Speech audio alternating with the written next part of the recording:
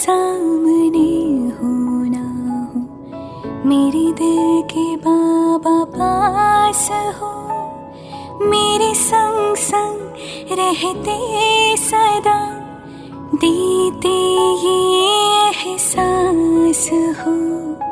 आँखों के सामने हो ना हो, मेरे दिल के बाबा पास हो, आँखों के सामने हो ना हो।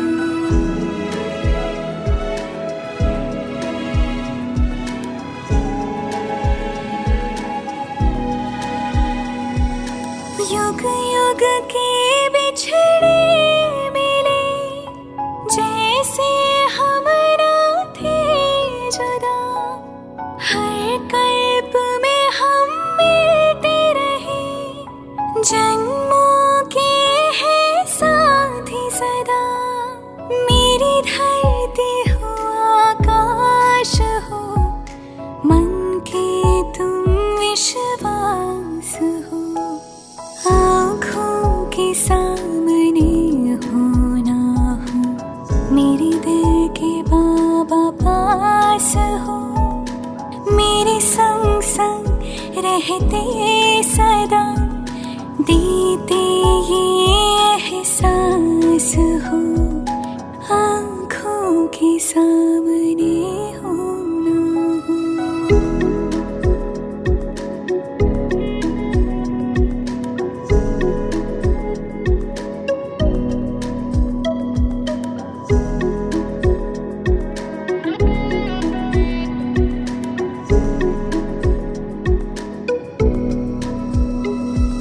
सूरज के संग जैसे किरणें, नहीं चांद से चांदनी दूर, शिव शक्ति का ऐसा मिलन, तुम बिन मेरा नहीं वजूद।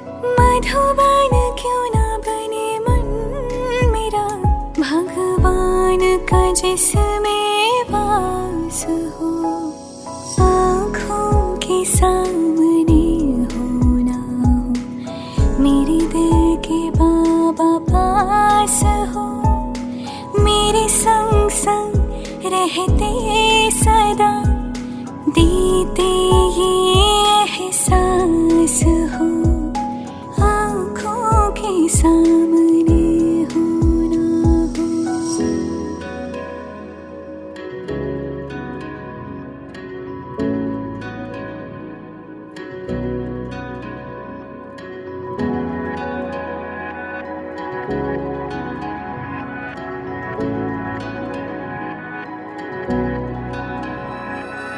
नैनों में समाए हो, दिन रात तुम्हें देखूं मैं, घूमूं मैं तेरा हाथ लिए, बन गोपी संग झूमूं मैं, और जीवन के जमुना तट पर जैसे हो रहा महाराज हो, आँखों के सामने हो ना हो, मेरे दिल के बाबा पास हो, मेरे संग संग रहते सदा, देते ये एहसास हो, आँखों के सामने हो ना हो।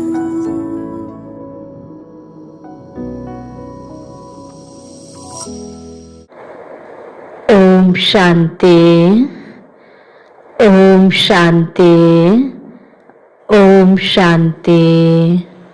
आज 23 श्रावण 2078 शनिबार बाबाको साकार मुरलीको मुख्य सारमा बाबा भन्नुहुन्छ, मिठे बच्चे सबैलाई यही सन्देश देऊ, देह सहित देहका सबै धर्मलाई भुलेर आफूलाई आत्मा सम्झ्यौं भने सबै दुख दूर हुन्छन्। देह सहित देहका सबै धर्मलाई भुलेर आफूलाई आत्मा सम्झ्यौ भने सबै दुःख दूर हुन्छन्। बाबाले यो सन्देश सबैलाई दिनको लागि हामीलाई आज्ञा दिनुभयो। देहको सबै धर्मलाई हामीले भुल्न सक्छौँ भने, आफ्नो देहलाई पनि भुल्न सक्छौँ भने र आफूलाई आत्मा निश्चय सम्झेर सबैलाई आत्मा देख्यौँ भने आत्माको धर्म त सबैको एउटै छ, आत्मा त सबैको उस्तै छ र हामी सबै आत्माहरूको पिता एउटै हुनुहुन्छ। हामी एउटै घरबाट आएको, त सबैको प्रति हाम्रो कति समान प्यारो हुन्छ, समान दृष्टि हुन्छ। जहाँ तेरो मेरो उँच नीच कुनै पनि प्रकारको भेदभाव हुँदैन भने त्यहाँनिर दुःख हुने कुरा पनि भएन। दुःख कति बेला हुन्छ? दुःख लाग्ने, दुःख फिल हुने, हैन, अरूलाई पनि आफूलाई पनि त्यो दुःख दिने व्यवहार गर्न मन लाग्ने, दुःख पुर्याइने, त्यो कति बेला हुन्छ? जब मेरो र आफ्नो, हैन, आफ्नो र पराया, यसरी ठुलो र सानो विभिन्न प्रकारको दृष्टिमा भेदभाव भयो भने त्यहाँनिर व्यवहारमा भेदभाव भइहाल्छ अनि कसैलाई चित्त बुझ्छ, कसैलाई चित्त बुझ्दैन अनि दुःखको कारणको सुरुवात हुने हो नि। यो काम विकार, लोभ विकार, मोह विकार, हैन, जति पनि विकारहरू छ, जो अहंकार घमण्ड छ, हैन, यो सबै जति पनि जो विकारहरू छन् यो पनि देह सम्झिँदा नै उत्पत्ति हुने कुरा हुन्। त्यसकारण बाबाले सबै विकारबाट पनि पर एकदमै राम्रो, कति राम्रो देवता बनाउनुको निम्ति हामीलाई यो शिक्षा दिनुभएको। बच्चे, तिमीले देह र देहको धर्मलाई भुल। देहको धर्मले जहाँ अनेकता ल्याएको छ, यो आत्माको धर्मले एकताको सूत्रमा बाँध्छ। त्यसकारण बाबाले यसरी जो शिक्षा हामीलाई दिइरहनु भएको छ, यही शिक्षा, यही ईश्वरीय सन्देश हामीले अरू आत्मालाई पनि सुनाउने हो। यो कर्तव्य प्रति बाबाले हामीलाई के गराउनु भयो? स्मृति दिलाउनु भयो कि बच्चे तिमीले यो सन्देश दिने कार्य गर भनेर आज बाबाले भन्नुभयो कि देह सहित देहको सबै धर्मलाई भुलेर आफूलाई आत्मा सम्झ्यौ भने सबै दुःख दूर हुन्छन्। प्रश्नमा तिमी बच्चाहरूले कुन कुरामा बाबाको अनुसरण गर्नु छ? तिमी बच्चाहरूले कुन कुरामा बाबाको अनुसरण गर्नु छ? हामी हरेक ब्रह्मा कुमार कुमारी, हैन, त हामी बाबाको बच्चाहरूले कुन कुरामा बाबाको अनुसरण गर्ने हो त? एक त निराकार बाबा जसले अहिले ब्रह्माको तनमा आएर हामीलाई पढाइरहनु भएको छ, यो शिक्षालाई फलो गर्नु, जीवनमा अपनाउनु, शिक्षाको अनुसरण गर्नु एक ठाउँमा छ। अर्को प्र्याक्टिकलमा शिव बाबाले ब्रह्मा बाबालाई हाम्रो आदर्श उदाहरणको रूपमा बाबाले खडा गर्नुभएको छ। त ब्रह्मा बाबाले कस्तो पुरुषार्थ गर्नुभयो? कदम कदम स्टेप, कर्मको स्टेप, पुरुषार्थको स्टेप त ब्रह्मा बाबाको हामीले अनुसरण गर्नु छ। के कुराको अनुसरण गर्ने त? उत्तरमा बाबा भन्दै हुनुहुन्छ, जसरी यी ब्रह्माले आफ्नो सबै थोक ईश्वर अर्पण गरिदिए, मेरो के होइन सब बाबाको, ब्रह्मा बाबाले अर्पण गर्नुभयो, पुरा ट्रस्टी बने, त्यस्तै ट्रस्टी बनेर रहने गर। कहिले उल्टो सुल्टो खर्च गर्नु हुँदैन, अर्थात् पाप आत्माहरूलाई दिनु हुँदैन। आफ्नो सबै थोक ईश्वरीय सेवामा लगाऊ, पुरा ट्रस्टी बन, बाबाको श्रीमतमा चलिराख। बाबाले हेर्नुहुन्छ कुन बच्चा कति श्रीमतमा चल्छ। बाबाको श्रीमत धेरै प्रकारको छ, हैन, धेरै शिक्षाहरू बाबाले दिनुहुन्छ। हामीले गर्नुपर्ने कार्यहरू धेरै छ, गर्नुपर्ने पुरुषार्थ, हैन, गर्नुपर्ने हाम्रा कर्तव्यहरू धेरै छन्। त हामीले कुन कुराहरूलाई, शिक्षाहरूलाई अपनाउँदै जाने हो। त ती सबै मध्ये आजको लागि बाबाले के भन्नुभयो त? आज विशेष हामीसँग जे छ, हैन, त कहीँ हुन्छ नि हामी दुखी गरिब देख्यो भने एकदम दान पुण्य पनि गर्न मन लाग्छ, दियौँ उनलाई सहयोग दियौँ भने दान गरेँ पुण्य कमाएँ भन्ने हाम्रो भावनाको आधारमा ठिकै जस्तो लाग्छ। तर उसको गलत कार्य गर्नेलाई हामीले पटक पटक दान दिइराख्यौँ, उसको गलत प्रवृत्ति ठिक भएन भने त्यो हाम्रो के भयो त? खेर गयो। उसको गलत कार्य गर्ने अनि उसको जो बानी छ त्यसलाई प्रेरित गरे जस्तो हुन्छ। त्यसकारण बाबाले भन्नुहुन्छ उल्टो सुल्टो कार्यमा पाप आत्मालाई तिमीले दिने होइन। जसले भन्नु हामीले दिएको दानले, हामीले दिएको सपोर्टले, सहयोगले उसले गलत कार्य गर्ने गर्छ, हैन, कसैले रक्सी खाएर सिद्ध्याउँछ हैन, चुरुलबुढीमा खर्च गर्छ, कहीँ हत्या हिंसाको कार्यमा प्रयोग हुन्छ, कहीँ गलत कार्यमा प्रयोग भइरहेको छ, कसैको बदलामा विरोधमा कहीँ खर्च हुनेवाला ठाउँ छ भने त्यहाँ हामीले सपोर्ट गर्यो भने त खेर जाने भयो नि। त गलत प्रवृत्तिका व्यक्तिहरूलाई, पाप आत्माहरूलाई र विकारमा जाने व्यक्तिहरूलाई बाबाले भन्नुहुन्छ तिमीले त्यसरी खर्च गरेर त्यो खेर जाने हुनाले आफ्नो हैन जो छ आफ्नो पासमा धन त्यो सेवा तिमीले केमा लगाऊ, ईश्वरीय कार्यमा लगाऊ, ताकि सबै आत्माको सम्बन्ध ईश्वरसँग जुटोस्। त्यो शुभ कार्यमा लगायो भने बाबा भन्नुहुन्छ तिमीलाई के छ त, भोलि त्यसको बदलामा सट्टामा त बाबाले दिनुहुन्छ। त ब्रह्म बाबाले आफ्नो सम्पूर्ण सम्पत्ति सहित स्वाहा हुनुभयो, सत्ययुगमा गएर कृष्ण बनेर हैन बच्चामा कृष्ण बनेर जन्मिनुहुन्छ, अनि त्यसपछि बुजुर्ग भएपछि नारायण बनेर राज्य चलाउनुहुन्छ, सारा विश्वको मालिक बन्नुभयो, किन सारा सम्पत्ति नै अर्पण गर्नुभएको हो नि। त जति हामीले जम्मा गर्छौँ बिमा गर्छौँ त्यही रेसियोमा फेरि हामीलाई रिटर्नमा प्राप्त हुने भयो नि। जति हामीले एकाउन्टमा जम्मा गराउँछौँ त्यसको होइन त्यही त्यसको जो दिनुपर्ने हिसाब किताबको जो सिस्टम अनुसारको रिटर्नमा हामीलाई हुने हो। जस्तो लौकिकमा पनि कहीँ ब्याङ्कमा राख्छौँ या कहीँ बिमा गर्छौँ या कहीँ कोही कार्यमा लगानी गर्छौँ भने त्यही आधारमा लगानीको आधारमा हामीले कति सेयर राखेका छौँ त्यो आधारमा रिटर्नमा प्राप्ति हुन्छ नि त्यसको नाफा। त्यस्तै गरेर ईश्वरीय कार्यमा पनि हामी कति विश्वासका साथमा कति शुद्ध भावनाले आफूसँग भएको हामीले लगानी गर्छौँ भने त्यसको एवजमा बाबाले दिनुहुन्छ। अहिले पनि कतिपय नबनेका कामहरू कहीँ त्यतिकै खेर गइरहेको ठाउँमा पनि हामीले जति शुद्ध दिलले बाबाकोमा सेवा गर्ने गरेका छौँ कामहरू पनि बन्ने, नचाहिँदो खर्च हुने परिस्थिति पनि सिर्जना नहुने हुन्छ। अहिले पनि राम्रो हुन्छ, भविष्यको लागि त्यसको पदम गुना बनेर रिटर्नमा त हामीले आउने भयो नि। त्यसकारण ब्रह्म बाबाको अनुसरण गर, यो धन खर्च गर्ने कार्यमा भन्नुहुन्छ बाबाले उल्टो सुल्टो कार्यमा नलगाऊ। ब्रह्म बाबाले जस्तै तिमी पनि बाबाको श्रीमतमा चलेर ट्रस्टी बनेर सबै कुरा बाबामा अर्पण गर त। अनि बाबाले पनि हेर्नुहुन्छ कि मैले भनेको को बच्चाहरूले मान्छन्, कुन बच्चा कति श्रीमतमा चल्छ हैन, बाबाले हेर्नुहुन्छ भन्नुभयो। बाबाले गीत छ तू प्यार का सागर है, तेरे प्यार के एक बूंद के प्यासे हम। ओम शान्ति। बच्चाहरूले गीत सुन्यौ भन्छन् बाबा हामी कहाँबाट आयौं, कहिले आयौं, फेरि फर्केर जाने मार्ग कसरी भुल्यौं। यो ड्रामाको रहस्य कानमा सम्झाइदिनुहोस्। म को हुँ, कहाँबाट आएँ, फेरि कहाँ जानु छ। ज्ञानको एक मुद्दा दिनुहोस्, किनकि ज्ञान सागर हुनुहुन्छ नि। अहिले बच्चाहरूले जानेका छौ हामी आत्माहरू कहाँका निवासी हौं, फेरि बाबालाई र आफ्नो स्वर्गलाई कसरी बिर्स्यौं। पहिला भक्तिमा त यसरी यो गीतको माध्यमले होस्, कुनै मन्त्र जपको माध्यमले होस्, विभिन्न माध्यमले बाबालाई प्रार्थना गर्ने गर्यौं, पुकारा गर्ने गर्यौं, हे भगवान हैन ज्ञानको एक बुँदको हामी प्यासा भनेर यसरी गायन गर्दै आयौं। अहिले बाबाले क्लियर ज्ञानको एक एक रतन हामीलाई दिनुभयो नि। हामीलाई स्पष्ट भयो कि हामी को रहेछौँ, कहाँबाट आयौं, यहाँ के गर्दैछौँ, कहाँ जाने हो हैन। आफ्नो परिचय, आफ्नो कर्तव्यको बारेमा जानकारी, आफ्नो घरको बारेमा जानकारी र यो समयको बारेमा जानकारी, सबै जानकारी बाबाले दिनुभयो नि हामीलाई। अहिले सत्य परमात्माको पनि पहिचान भयो हैन, आत्माको पनि पहिचान भयो र समयको पनि पहिचान भयो। र यो समयमा मैले के कर्तव्य गर्ने र कस्तो लक्ष्य राख्नुपर्छ यो पनि बाबाले हामीलाई क्लियर बुझाइदिनु भएको छ नि। यति बेला कसरी यहाँ आएर दुखी भयौं यो रहस्य कानमा सुनाउनुहोस्।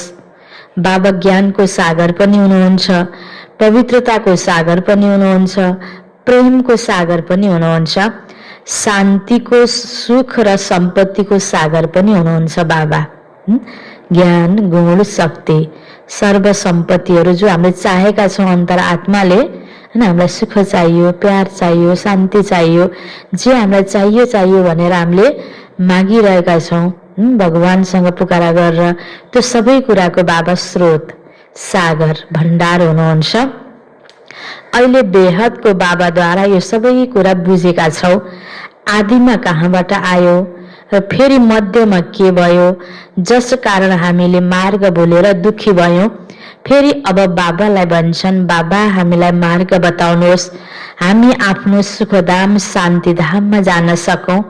बाबा नै बसेर बताउनुहुन्छ, तिमी आदिमा को थियौ, फेरि मध्यमा के भयो, भक्ति मार्ग कसरी सुरु भयो, अन्त्यमा के भयो, यो आदि मध्य अन्तको रहस्य अब बुद्धिमा बसेको छ।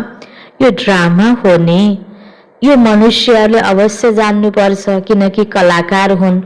जानेका छौ हामी आत्माहरू निराकारी शान्तिधामबाट यहाँ आउँछौं।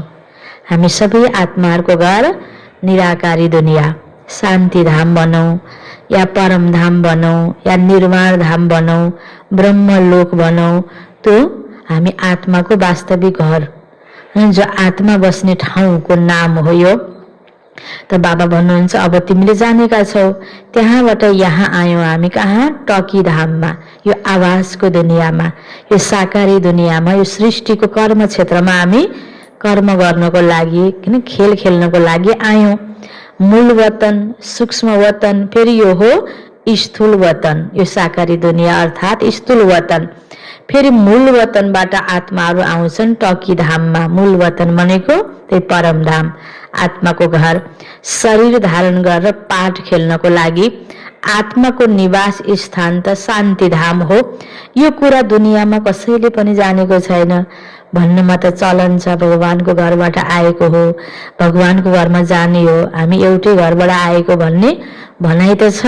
त्यो रियल एउटै घरको कुन रहेछ, भगवानको घर कुन रहेछ, अहिले कति क्लियर भयो नि।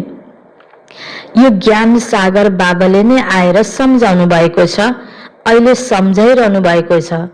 ज्ञान सागर भनिन्छ पारलौकिक परम पिता परमात्मालाई, मनुष्यलाई भन्न सकिँदैन। ज्ञान सागर यो महिमा केवल एक बाबाको नै गायन गरिन्छ, जसलाई अरू कसैले जानेको छैन। अहिले विनाशको समय हो, गायन गरिएको छ, विनाश काले विपरीत बुद्धि। युरोपवासी यादव, अहिले बाबाले तिम्रो बुद्धियोग आफूसँग लगाउनु भएको छ। म एकलाई याद गर, बाबाले भन्नुभयो, म एकलाई याद गर। यो विनाशको समयमा बुद्धि प्रीत बुद्धि बनोस्, भगवानसँग प्रीत जुटोस्, यो विधि बाबा सिकाइरहनु भएको छ। म मुसलमान हुँ, हिन्दू हुँ, बौद्धी हुँ, यी सबै देहका धर्म हुन्। देहको आधारमा जुन ठाउँमा जन्मियो, जसको कोखमा जन्मियो, जुन कुलमा जन्मियो, त्यो आधारमा यो फलानु धर्मको, क्रिस्चियन कुलमा जन्मियो क्रिस्चियन धर्मको, हिन्दू कुलमा जन्मियो हिन्दू धर्मको, यसरी बाँडिएको छ नि आज जन्मदेखि यो फलानु धर्मको भनेर। यो त शरीरको आधारमा हैन। हिजोको क्रिस्चियन कुलमा जन्मेको आत्माले त्यहाँ शरीर छोडेर आएर भोलि हिन्दू कुलमा जन्मिन सक्छ। यो त आत्मा त जहाँ पनि जान्छ।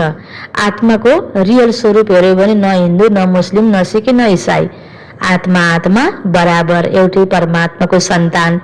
बाँकी देहको आधारमा अलग अलग धर्महरू भए, आत्मा त आत्मा नै हो।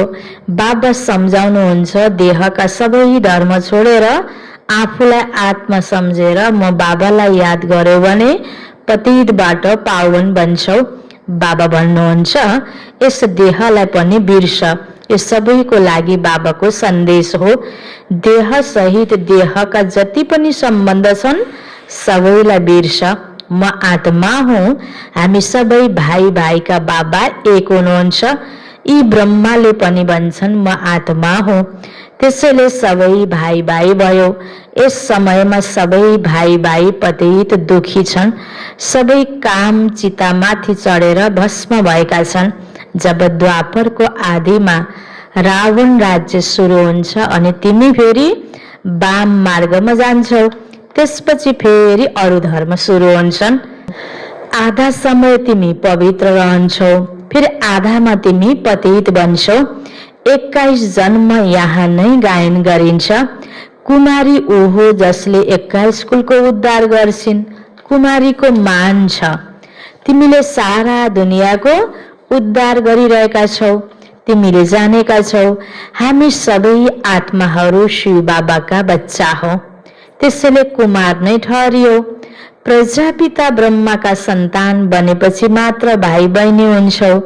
यो तिमी बच्चाहरूलाई ज्ञान छ। शरीरको हिसाबले हामी एउटै परिवारको भन्दाखेरि नर र नारी हैन भएको कारणले दाजुभाइ दिदीबहिनी भयो, एउटै परिवारको एउटैको बच्चा भनेपछि त अर्को सम्बन्ध भयो त भएन। दाजुभाइ दिदीबहिनीको सम्बन्ध छ शरीरको हिसाबमा, आत्माको हिसाबमा भाइ भाइ हैन, नर नारीको कुरा भएन, भाइ बहिनी भएन। यो तिमी बच्चाहरूलाई ज्ञान छ। हामी आत्माहरू सबै भाइ भाइ हौ। सबैले बाबालाई पुकार्छन्, हे पतित पावन आउनुहोस्, यस रावण राज्यबाट दुखबाट हामीलाई मुक्त गर्नुहोस्। फेरि हाम्रो गाइड बनेर हामीलाई फर्काएर लैजानुहोस्। हाम्रो दुःख हर्नुहोस् र सुख दिनुहोस्। अहिले तिमीले बुझेका छौ, अवश्य पनि बाबा आउनु भएको छ। हामीलाई यस कलियुगी रावण राज्यबाट छुटाएर साथमा लैजानुहुन्छ। बाबालाई थाहा छ सबै आत्माहरू पतित छन्, त्यसैले शरीर पनि पतित छ। आत्मालाई नै पावन बनाएर लैजानुहुन्छ निर्वाण धाममा। पास्टबाट प्रेजेन्ट फेरि फ्युचर हुन्छ, आदि मध्य अन्त फेरि आदि। सतयुग आदि कलियुग अन्त्य फेरि फ्युचर हुन्छ सतयुग। यो त सहज छ नि। ठिक छ, बीचमा के भयो हैन, सुरुमा सतयुग थियो हैन, आदिमा हैन, त बाबा भन्नुहुन्छ फेरि अन्त्यमा फेरि कलियुग भयो हैन, त फेरि अब के आउँछ, सतयुग नै आउँछ। जो सुरुमा थियो त्यही फेरि अन्त्यमा आउँछ, जो पास्टमा थियो त्यो फेरि फ्युचरमा हुन्छ, दोहोरिँदैछ। ठिक छ, बीचमा के भयो हैन, सतयुग र कलियुगको बीचमा हामी सतयुगदेखि जन्म लिँदै आएर कलियुगसम्म आइपुग्दा बीचमा के भयो त हाम्रो अवस्था, यो पनि बाबाले बताउनु भएको छ। हामी पावन देवता थियौं, फेरि पावनबाट पतित कसरी बन्यौ, अहिले तिमीले बुझेका छौ। बाबा सम्झाउनुहुन्छ, जब रावण राज्य सुरु हुन्छ अनि तिमी पतित बन्छौ। अब फेरि तिमीलाई भविष्यमा देवता बनाउन म आएको छु। यसमा मुस्किलको कुरा केही छैन। बाबा भन्नुहुन्छ, तिमीलाई यस विषय सागरबाट पार लैजान्छु। गायन पनि गर्छन् नैया मेरी, सबैले पुकार्छन् एक बाबालाई। हाम्रो नाउ जुन डुबेको छ त्यसलाई क्षीर सागरमा लैजानुहोस्। हामीले यसरी पुकार गर्दै आयौं भक्तिमा। उहाँलाई खिवैया भगवान पनि भनिन्छ। कर्तव्यको हिसाबले बाबाको अनेक नाम राखिएको छ। अहिले काँडाको जंगलमा परेका छौ, हामीलाई फेरि फूलको बगैँचामा लैजानुहोस् हैन, भगवानलाई यसरी पुकारा गरियो। देवताहरू फूल हुन्ने हैन, एकले अर्कालाई दुखै दिँदैन, घोचपेचै हुँदैन। त्यहाँ कति राम्रा हैन, आँखामा राखे पनि नबिजाउने भने जस्तो राम्रा देवताहरू। त्यो हो फूलको बगैँचा सतयुग। कलियुगमा एक आपसमा घोचपेच हैन, टोन्ट मार्ने भनिन्छ नि, एक अर्कालाई दुःख दिने खालका बोलीहरू व्यवहारहरू हैन। त्यसकारण बाबा भन्नुहुन्छ काँडा जस्तो भयो, यो काँडाको जंगल भयो, एक अर्कालाई दुःख दिइरहन्छन्। अहिले सबै छन् काँडा, देवताहरू त फूल हुन्ने। देवताले कहिल्यै कसैलाई दुःख दिँदैनन्, त्यहाँ त सुख नै सुख हुन्छ। उनले त केवल गाउँछन्, तिमीले यहाँ प्र्याक्टिकलमा सुनिरहेका छौ। भन्छन् नि बाबा, हामीले कहिलेदेखि भुल्यौं, यस सृष्टि चक्रलाई हामीले कसरी भुल्यौं। सतयुग त्रेतामा यो जान्दैनौं, किनकि त्यहाँ त हामी सुखी थियौं, फेरि दुखी कहिले भयौं। रावण राज्य सुरु भएपछि भारतवासीले रावणलाई जलाइ नै रहन्छन् जबसम्म उसको विनाश हुँदैन। फेरि सतयुगमा कहाँ हर वर्ष जलाउँछन् र यो हो भक्ति मार्ग। अब रावणको राज्य समाप्त हुनु छ। भक्ति मार्गमा रावणलाई हर वर्ष जलाउँछन् तर मर्दैन हैन। पुतला बनाएर जलाएर मर्छ त यो मनभित्रको रावण, यो विकृति हैन, विषय विकारहरू। त्यसकारणले जति जलाए पनि मरेकै छैन रावण। अहिले तिम्रो अगाडि मानौ रावण मरेको छ, किन रावणलाई मार्ने विधि बाबाले यहाँ बताउनु भयो नि। मनको विकारलाई मार्न त यसरी शुद्ध ज्ञानको खाँचो चाहिँ हुन्छ। यो योगको अभ्यासले मनभित्रको विकारलाई बिस्तारै बिस्तारै मार्दैछौँ हामीले। तिमीले जानेका छौ रावण राज्य अब खत्म हुनु छ। 5 भूतहरूको अब शिर काटिन्छ। पहिला सुरुमा कामको शिरलाई काट्छौ। काम नै महाशत्रु हो बाबा भन्नुहुन्छ। यी 5 भूतहरूमाथि विजय पाउनाले नै तिमीले विश्वमाथि विजय पाउँछौ। मनुष्यले स्वयं पनि भन्छन् हामी पतित हौं, त्यसैले बोलाउँछन् पतितहरूलाई पावन बनाउनुहोस्। आत्माले बोलाउँछ हे पतित पावन, हे बाबा, हे खिवैया, रहमदिल आउनुहोस्। बाबा भन्नुहुन्छ म कल्प कल्प आउँछु। कसरी आउँछु यो कसैले जान्दैन। गीतामा पनि छ भगवानले आएर राजयोग सिकाउनु भयो, तर भगवान को हुनुहुन्छ, कहिले आउनुभयो यो कसैलाई थाहा छैन। गीतालाई त खण्डन गरिदिएका छन्, कृष्णलाई द्वापरमा लगेका छन्। द्वापर पछि त दुनियाँ अझै पतित हुन्छ। त्यसैले द्वापरमा कृष्णले आएर के गरे त?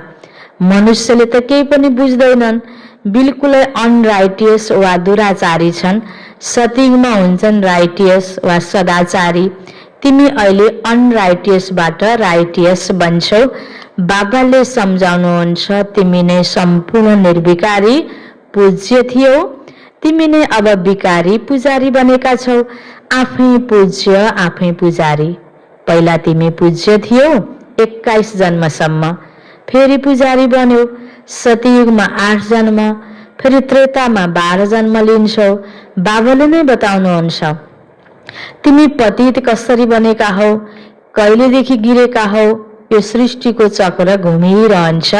सारा विश्वको इतिहास, भूगोल आदि मध्य अन्तको रहस्य बच्चाहरूलाई बाबा बसेर सम्झाउनुहुन्छ। सबैले एक रस त बुझ्दैनन्, नम्बरवार नै बुझ्छन् यो बाबाको मुरली। बाबा भन्नुहुन्छ म आएर राजधानी स्थापना गर्छु। अब तिमी सर्वगुण सम्पन्न बन्नु छ।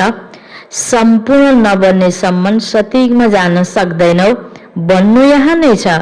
फेरि भविष्यमा गएर तिमीले राज्य गर्छौ। यसको बीचमा सबै विनाश हुन्छ, विनाश पनि अवश्य देख्छौ। तिमीले प्र्याक्टिकलमा आफ्नो पार्ट खेल्छौ। तिमीलाई कहाँ थाहा छ र पछि के हुन्छ? जे कल्प पहिला भएको थियो त्यही हुन्छ। त्यसकारण चिन्ता किन लिने, हैन? चिन्ता लिने होइन। तिमीलाई समग्रमा बताइन्छ स्थापना र विनाश हुनु छ। विनाश कसरी हुन्छ त्यो त विनाश भएपछि देख्छौ। दिव्य दृष्टिद्वारा विनाश त देखेका छौ। पहिला पहिला साक्षात्कारको पार थियो। दादी दिदीहरूले कति साक्षात्कार गर्नुभयो, ब्रह्म बाबाले, मम्माले। पछि गएर प्र्याक्टिकलमा पनि देख्छौ। त्यो बेलामा 85 वर्ष पहिलादेखि जुन साक्षात्कारमा भएको कुराहरू अहिले जो बचिराख्नु भएको दादीहरूले देखिरहनु भएको छ। दिव्य दृष्टिद्वारा स्थापनाको साक्षात्कार पनि गरेका छौ र प्र्याक्टिकलमा पनि देख्छौ। बाँकी धेरै ध्यानमा जानु पनि ठीक होइन। ज्ञानले जीवनलाई परिवर्तन गर्नुपर्छ भनेर बाबाले यो ज्ञान र योगको अभ्यासमा जोड दिनुहुन्छ। साक्षात्कार मात्र भएर आत्मामा परिवर्तन आउँदैन। एउटा जानकारी भयो, भोलि हुने कुरा पहिला देख्यो, बस त्यति हो। बाँकी धेरै ज्ञान योगी भएर देखेको पनि होइन। सबैको आफ्नो पाठ छ। बाबा भन्नुहुन्छ धेरै ध्यानमा जानु पनि ठीक होइन। फेरि वैकुण्ठमा गएर डान्स गर्न थाल्छन्। ध्यानमा जाँदा न ज्ञान न योग दुवैबाट वञ्चित हुन्छन्। ध्यानमा जाने कुनै आवश्यकता छैन। त्यसकारणले हो ध्यानमा जानु पाए हुन्थ्यो ट्रान्समा भनेर सोच्नु हुँदैन हामी हरेक बच्चाहरूले। यो भोग त केवल लगाइन्छ। तिमी ब्राह्मणहरू त्यहाँ जान्छौ, देवताहरू र ब्राह्मणहरूको महफिल लाग्छ, हैन? ब्रह्म भोजन भोग लिनको लागि देवताहरू त्यहाँ पुग्छन्। ब्राह्मणहरू भएको ठाउँमा यहाँ तिमी बाबाको घरमा बसेका छौ। फेरि तिमीलाई लायक बनाइन्छ विष्णुपुरीमा जानको लागि। कन्याको विवाह निश्चित गरेपछि उनलाई सम्झाइन्छ पराई घरमा कसरी चल्नुपर्छ, सबैसँग प्यारसँग चल्नुपर्छ, झगडा गर्नु हुँदैन। यो पनि हुबहु त्यस्तै हो। छोरीलाई हैन आमा बुवाले अराई सिकाई हैन घर खान सक्ने बनाएर पठाउने, हैन? अझ पहिला त कस्तो चलन थियो, सबै कुरा जे भए पनि सहनु पर्छ, सबै कुरा गर्नुपर्छ भनेर सिकाएर पठाउने। त्यस्तै बाबाले यहाँ हामीलाई सतयुगमा जानुको योग्यता भर्दै हुनुहुन्छ। यति बेला अहिले तिमी विष्णुपुरी पराई घरमा जान्छौ, त्यहाँ हुन्छन् महान वैष्णव। अहिले यहाँ वैष्णव भन्ने बित्तिकै चोखो गरेर खाने, हैन? त्यो धर्म लिने विष्णुलाई मान्नेवालाहरू जसलाई वैष्णव भनिन्छ नि। सतयुग त विष्णुको राज्य, सबै विष्णुका वंशावलीहरू सबै वैष्णव। कति पवित्र आत्माहरू हुन्छन् सतयुगमा। उनीहरू जस्तो वैष्णव सृष्टिमा कोही हुँदैन। वैष्णव देवताहरू विकारमा कहाँ जान्छन् र? विकार हो हिंसा। भनिन्छ अहिंसा परमो देवी देवता धर्म। अहिले तिमीले जानेका छौ हामी बाबाको घरमा बसेका छौं। अब हामी विष्णुपुरीमा जानु छ, त्यसकारणले त्यो पवित्रताको संस्कार अहिले भर्दैछौ नि। जानेका छौ त्यहाँ धेरै सुख हुन्छ। सुख के कारणले रहेछ? पवित्रताको लाई जीवनमा अपनाएपछि पवित्रताको कारणले सुख प्राप्त हुने, अपवित्र पनि हुने अनि सुख पनि चाहियो। यो त हुन सक्ने कुरा भएन। सतयुगमा सुख हुने कारण के रहेछ? त्यहाँ सबै हैन निर्विकारी छन्। विवाह हुनुभन्दा पहिला कन्याले फाटेको कपडा लगाउँछन्, जसलाई वनवाह भनिन्छ। तिमीसँग पनि अहिले के छ र? केही पनि छैन। यो त ढुङ्गा माटो हो। यहाँ तिमीले कुनै पनि गहना आदि पहिरिने आवश्यकता नै छैन। तर भन्छन् गृहस्थमा रहनु छ, विवाह आदिमा जानुपर्छ। ठिक छ, गहना आदि पनि लगाऊ, मनाइ त छैन। नत्र भन्छन् विधवाले गहना लगाउँदैनन्, नाम बदनाम हुन्छ। त्यसैले बाबा भन्नुहुन्छ नाम बदनाम त गर्नु छैन, जे लगाउनु छ लगाऊ। लगाउन हुँदै नहुने भन्ने पनि बाबाले भन्नुभएको छैन। लगाएर पनि त क्या फाइदा होइन? आखिर हामीले बुझ्यो भने आफूलाई आत्मा सम्झेर बाबालाई याद गर। यहाँ त यो पुरुषार्थमा चाहिँ बाबाले जोड दिनुहुन्छ जरुर। बाँकी लगाउने खाने अन्य कुरामा बाबाले त्यति साह्रो जबरजस्त कसैलाई पनि गर्नुहुन्न। हैन, काटेर मारेर त किन खानु पर्यो? बस बाबाले त्यो त हामीलाई जरुर सिकाउनुहुन्छ। ठिक छ, जाऊ, तर यो मन्त्र याद गर। आफूलाई आत्मा सम्झेर बाबालाई याद गर्नु छ। यो परीक्षा ल्याऊ, म यादमा रहन्छु। यहाँ हामी जान्छौँ बाबाको निर्देशनमा, जहाँ पनि जान्छौँ आफूलाई आत्मा सम्झिँदै बाबालाई याद गर्दै हरेक कर्म गर्छौँ। उनीहरूसँग पनि तोड निभाउनु पर्छ। तर हात काट्दै दिल यार्दै, हातले सबै कर्म गर, दिल शिव बाबामा लगाऊ अनि बुझिन्छ यो मजबुत छ। ठिक छ, गहना आदि पहिरेर विवाहमा जाऊ, जाने भए जाऊ, हैन, सँगै बस्छ। तर महावीर बन्नु छ। विवाहमा गयो त्यसको प्रभावमा आउने, हैन, जुन ठाउँमा गयो त्यसको प्रभावमा आउने, त्यही कुरा हैन, गर्न मन लाग्ने, हेर्न मन लाग्ने, खान मन लाग्ने, जुन वातावरणमा गयो त्यही प्रकारको चञ्चल मन भयो त फेरि भएन नि। मन चाहिँ बाबामा लागेको हुनुपर्छ। बाँकी जहाँ पनि जाऊ बाबाले मना गर्नु भएन। सन्यासीहरूले पनि देखाउँछन् नि, गुरुले वेश्याको पासमा पठाइदिए, सर्पको पासमा पठाइदिए। किन? कतिको यो ज्ञानी योगी भयो त परीक्षाको लागि, जसले बहादुरीका साथ पास भएर देखाउँछन्, उनलाई महावीर भनिन्छ। बाबाको यादमा रहेमा फेरि कुनै पनि कर्म इन्द्रियद्वारा चञ्चलता हुँदैन। बाबालाई भुल्यो भने कर्म इन्द्रिय चञ्चल हुन्छन्। विश्वको तिमी मालिक बन्छौ, यो कम कुरा हो र? देवता बन्ने भन्ने कुरा यत्तिकै हैन, मन चञ्चल गराएर जस्तो पनि मन लगाएर मन जे लाग्यो त्यही कुरा खाने, लाउने, हेर्ने, हैन, त्यस्तो भयो भने देवता बन्न त सकिन्न। केही परहेज त अवश्य हुन्छ। त यो कम कुरा हो र? सन्यासीहरूले यी कुरालाई बिल्कुलै जानेका छैनन्। शास्त्रहरूमा केही कुरा त छन् तर खण्डन गरिदिएका छन्। भगवानुवाच मैले तिमीलाई राजयोग सिकाउँछु। बाचुन्जेल ज्ञान अमृत पिइरहनु छ, सुनिरहनु छ। राजधानी स्थापना हुँदैछ। बच्चाहरूलाई घरिघरि शिक्षा दिइन्छ। एक बाबालाई याद गर, दैवी लक्षण सिक, कुनै पनि विकर्म नहोस्। यो त असुरहरूको काम हो। अब तिमी देवता बन्छौ, त्यसैले दैवी गुण धारण गर्नु छ। सबैभन्दा ठुलो काँडा हो काम विकारको, बानी परेको छ। त्यसैले घरिघरि गिर्न पुग्छन्। मायाले थप्पड मारेर बेहोस पारिदिन्छ। त्यसैले गायन गरिन्छ, आश्चर्यवत सुनन्ती कथन्ती। अनि अहो मम माया, फेरि भागन्ती। सानोतिनो कुरामा चोट खाएर हैन, मायाको थप्पड लागेर फेरि यत्तिकै बेहोस हुन्छन्, मर्छन्। अहिले तिमी एक बाबाको बनेका छौ, भन्छौ पनि यो सबै थोक ईश्वरले दिनुभएको। त्यसैले तिमी ट्रस्टी बन्छौ। यो सबै उहाँको, हामी उहाँको श्रीमतमा चल्नु छ। बाबाले पनि हेर्नुहुन्छ मलाई सबै थोक अर्पण गरेर फेरि मेरो श्रीमतमा कसरी चल्छन्। बाबा यो सबै तपाईँको भनेर मनले हामीले भन्छौँ। अनि बाबाको चिजलाई त फेरि चलाउने बेलामा त बाबालाई सोधेर चलाउनु पर्यो नि। गलत कार्यमा प्रयोग गर्नको लागि त छुट छैन। कुनै उल्टो सुल्टो खर्च गरेर पाप आत्माहरूलाई त दिँदैनन्। बाबा हेर्नुहुन्छ। सुरुमा यी ब्रह्माले पनि ट्रस्टी भएर देखाए नि। सबै थोक ईश्वर अर्पण गरेर स्वयं ट्रस्टी बने। कसैलाई पनि केही दिएनन्। ईश्वर अर्थ गरे, त्यसैले ईश्वरको काममा नै लाग्नु पर्छ। जसले आफूलाई ईश्वरको बच्चा हुँ भन्ने सम्झेको छ, पक्का आफूलाई ब्रह्मकुमार कुमारी सम्झेको छ हैन। त बाबाको बच्चा भएर बाबाको हक लिनको लागि त बाबाको अनुसार फेरि हामीले आफ्नो जीवनलाई पनि र आफूसँग जे छ त्यसलाई पनि प्रयोग गर्नुपर्छ। शरीर निर्वाह पनि त हुन्थ्यो नि हैन। आखिर त्यहाँबाट हैन यो बाबाको सम्पेपछि आफूलाई खान लाउन त फेरि बाबाले मना गर्नुभएको छैन नि, सबै बुझाएर रित्तै बन्न पनि भन्नुभएको छैन। तर गलत कार्यमा चाहिँ प्रयोग नगर भन्नुभएको छ बाबाले। जे जति थियो सबै सेवामा लगाइदिए। यिनलाई देखेर फेरि अरूले पनि त्यस्तै गरे, भट्टी बन्यो। भट्टी नबनेको भए यतिका बच्चाहरू होसियार कसरी हुन सक्थे सेवाको लागि। पाकिस्तानमा सिके, फेरि यहाँ आएर सिके। सुरुमा दादीहरूले बचपनमा कसरी सिक्नुभयो 14 वर्षको भट्टीमा बसेर। जब सम्झाउन लायक बने अनि बाहिर निस्के। अहिले त हेर कति प्रदर्शनी आदि गरिरहन्छन्, ठुला बडालाई निमन्त्रण दिन्छन्। यस ज्ञान यज्ञमा विघ्न पनि अनेक प्रकारका पर्छन्। विघ्नहरूसँग डराउनु हुँदैन। अबलामाथि कति अत्याचार हुन्छ। बाबा भन्नुहुन्छ योग बलमा रहेर उनलाई सम्झाऊ। भगवान बाबाको बच्चा बनेर फेरि बाबालाई बिर्सिन्छौ, मायाको बन्छौ। यो पनि हार जितको कुस्ती हो, तर बक्सिङ जस्तै हो। मायाले मुक्का लगाउँछ अनि फेरि बेहोस हुन्छन्। बाबा भन्नुहुन्छ मायासँग कहिल्यै हार्नु हुँदैन, नहार। पवित्र रह्यौ भने विश्वको मालिक बन्छौ। कति धेरै आम्दानी छ।